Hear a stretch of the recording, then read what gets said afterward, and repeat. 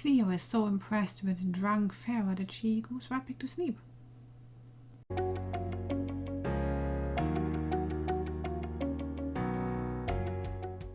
Hey guys, welcome back to the read-along for A Court of Thorns and Roses by Maas. I'm Kat and we move on to chapters 25 to 27. Oh wow, you're so impressed you fuck off. Wow, even worse. In chapter 25, Feyre finally admits her feelings to herself, and she can barely sleep while Tamlin is out at the border overnight. But then when he gets back, she says something like, "Relief sent my chest caving in." Okay, you relieved, but did it have to sound like a devastating medical condition? Summer solstice is around the corner, and for a second Feyre fears that it might be another fire night and there might be a whole set of fairies queuing up for Tamlin. And oh my god, the jealousy, it's like, the guy is 500 years old, of course he's had people before you, but yeah, whatever. She gets over her jealousy real quick, at least. Feyre heads downstairs to speak to Tamlin and Lucian, and Tamlin says something to her and she goes, "Something in a soft tone made me want to purr." And I just wish she actually had done that, because I would have probably confused the hell out of them. But no, it's just her being horny. And they all head to the party that is the summer solstice, because apparently there was no preparation beforehand and the party is already happening when Feyre heads out. But this is a normal party, everybody is invited, everybody gets to eat, drink and whatnot. And Feyre does so not really excessively, like she has 2 goblets of faerie wine and Lucian tells her not to drink this because it's too much for her, or faerie wine has an influence on human beings that is probably unwise.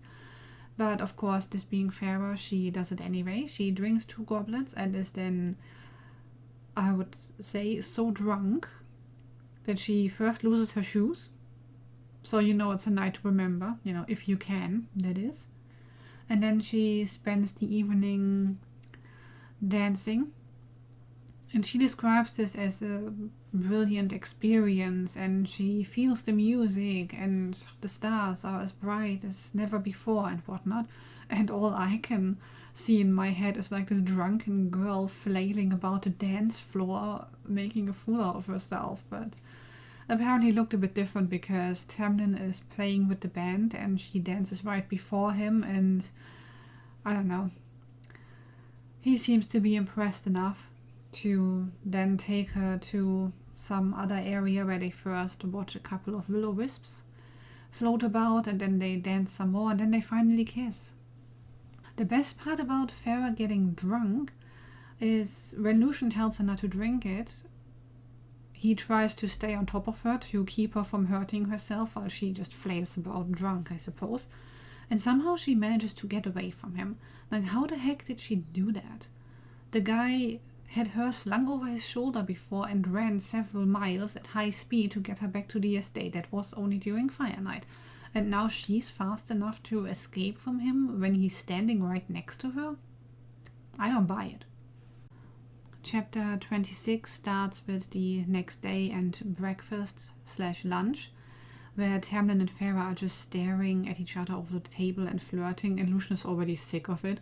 Tamlin says something to Feyre and she's like, "Oh my god, he could have had me on this table right here and now." And I was like, thank you, let Lucian at least leave the room first. And he seems to agree because he's like, "I'm trying to eat here." It's like, yeah, thank you. But then he busts out with dire news. Like, he received a letter from the Winter Court. Apparently the blight has struck them so hard it killed 24 younglings in their court. And we've heard before how rare fairy children are. So, I mean, as if 24 dead children weren't devastating anyway. But it hits them a little harder because they have so few children. And this seems to be a pattern in this book. Like, somebody has really important news to share, but we have to sit through some bickering or flirting or whatever first, even though those news are important enough and dire enough to be shared immediately instead of just sitting down and bantering. It gets worse though, because suddenly Tamlin jumps up, pushes over his chair and Lucian drags Feyre to the window and presses her into the wall so he can hide her with the glamour. Apparently something or somebody is coming and they are both on high alert instantly. They pretend everything is vaguely normal when Rysand strolls in. And he is the stranger that saved Feyre during the fire night, because of course we would see him again. And he's a real ass. He taunts and threatens Tamlin and Lucian, calls them weak and all other kinds of stuff, and makes threats. And is just generally a dick. Before he even appears, Feyre thinks to herself, wow, whatever might be coming there would hurt me if they or it knew I was here. And this just has me wondering, I doubt that whoever comes through the door would actually care for Feyre as herself. Like in regards to what she might mean to Tamlin, yes. In regards to being a human being that they might hate, maybe. But for Feyre personally, I don't think anybody walking through the door would particularly care about her. This brings up a question though. How strong is their magic that one faerie can fool another? I would think that the way Lucian and Tamlin have been put in relation to each other before, that a high fae would be capable of seeing through a lower faerie's glamour. So I'm not quite sure how Lucian manages to hide Feyre from Rysand, because as we find out, he's the High Lord of the Night Court.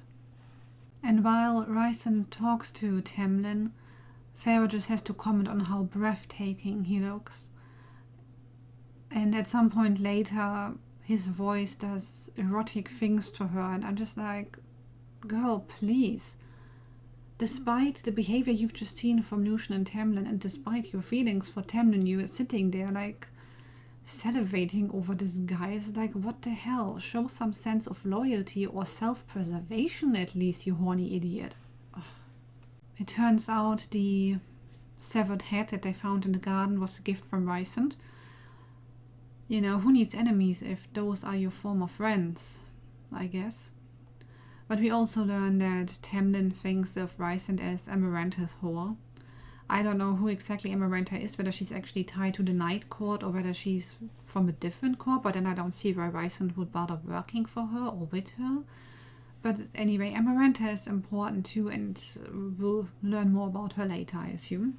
But oh no, Rysand notices the third plate and deducts that he's missing something in the room, so he dissolves the glamour that Lucian put on Feyre and goes for her. Like, he freezes her on the spot so she can't even move a single muscle, and then digs around in her thoughts and happily shares them with Tamlin because, you know, she's a horny idiot and he's happy to share this information with Tamlin in great detail. It's like, yes, thank you, I really needed to read that. So again, he's just being a dick. And from what I understand, and yet another spoiler in case you actually care about the series or haven't read it yet, from what I understand, this is the guy that Feyre then starts dating in the second book, and I'm like, what the fuck? Like, he's dangerous, he's a dick, and he just violated your privacy and throws you in the spot, and it's like, there's really nothing appealing about this guy. It's like, yes, he looks nice, well, great, that makes up for so much, doesn't it? Despite Rysand's petty display of power, Tamlin doesn't interfere, and he drops a line like, oh, she would have been the one for you. You're like, what? So you're telling me that Feyre is likely Tamlin's intended mate, but for some reason this is not going to happen, because so far it looks like it's going to happen. So either Rysand just shared some important information with us, or he's fucking with Tamlin. Turns out Tamlin and Lucian are so much weaker than Rysand that the only option they see to save Feyre is to actually beg, right? Because he makes them beg to leave her alone and not tell Amaranta about her. And Rysand is like, yeah, maybe I will, maybe I won't, and then he sorts off. So yeah, this is why you shouldn't allow guests on your estate unless you invited them, I guess. Feyre gives him the name of somebody else when he asks her. So Feyre just, I imagine, throws a former friend of her sister's under the bus by giving him the name Claire Better instead. So yeah, I expect we might see human corpses further down the line by that name. Tamlin sends Lucian and Feyre away, and then rages and destroys the dining room and whatnot, and Feyre just spends the rest of the day in her room. And so with chapter 27, she sits in her room and thinks about Amarantha and how she can finally put a name to the female presence that is stalking Tamlin's and Lucian's life. And I'm just over here like, are you sure she's the only one though? Because she might be an enemy, yes, but for all you know, Tamlin has dozens more enemies. I mean, there are more courts, and a court is more than just two people, so, you know. Just because Amarantha has one big enemy doesn't mean she's the only one. Tamlin stops by Feyre's room and tells her that she needs to leave. He needs to take her back home and make her hide because he can't keep her safe. And it's too dangerous to stay there. And she replies with, I can hold my own. And it's like, oh, Feyre, please. Literally last chapter you were pinned to a wall and couldn't do anything at all. And now you're busting up at this nonsense. No, clearly you cannot hold your own against magical beings. So why pretend like this? Why be so fucking stubborn? Feyre resists the idea that she has to leave, so Tamlin promises her that it won't be forever and she can return at some point because she now thinks of this place as home. And while Feyre knows that he's lying about this, well, she says she knows he's lying there, but then later she thinks about how she might return in a couple of years, and it's like, which way is it? Do you think you have to be gone forever or not? Apparently she can't decide in this chapter either. But more importantly, they finally get to the boning. They finally get it out of the way, and maybe we'll have to deal with less sexual tension now. There is no mention of any contraception though, because when she was with Isaac, we learned that guys can take something to prevent reproduction. But there's no mention of this here, so I don't know whether high fae are just so unlikely to produce offspring or whether they don't care at this point. Who knows?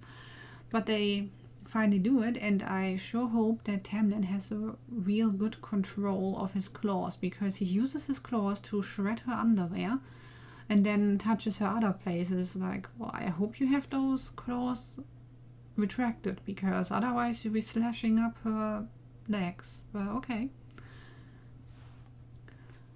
And the next morning, Tamlin drops I love you while Feyre is falling back asleep. So, yeah, they're finally a couple and we can move on with the politics. Because I doubt that Feyre will be gone to the human, or will be gone to be in the human realm for long.